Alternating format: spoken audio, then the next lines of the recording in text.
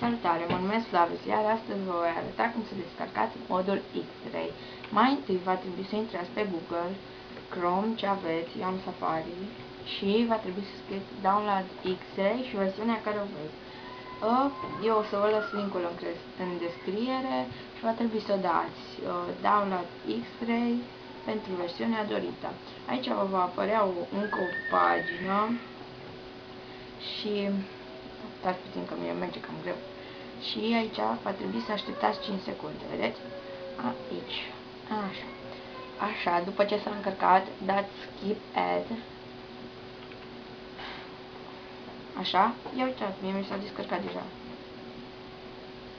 Așa. Și o să vă apară acesta. Așa. După aceea va trebui un pic să-l opriți, intrați pe Start, intrați pe Run și scrieți Updata. Uitați așa. Așa. Și dați OK. După aia vă va apărea un folder cu Minecraft. Acolo va trebui să intrați în el, va trebui să intrați în Bin și după aceea să dați click dreapta pe Minecraft și Open with Winner Archive. Așa, după ce asta, aici vă va apărea MetaInfo, un folder pe nume MetaInfo. Va trebui să ștergeți, pentru că vă va merge mai rău, deci nu este indicat. După aceea va trebui să copiați totul din X-Ray mod în Minecraft. Așa, s-a copiat, uitați. Așa, acum intrăm în Minecraft.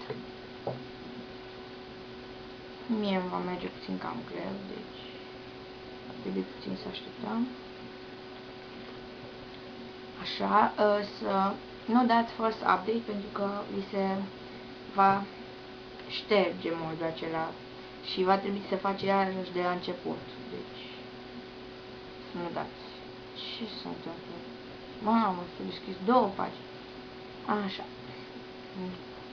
Din greșeală am închis pagina, am emoții, primul meu tutorial. Așa. După aceea, hai, încască totodată, mă. Hai, dată. Hai. Așa. Intrați, orice lume. Dăm. Mă. Hai deodată, hai!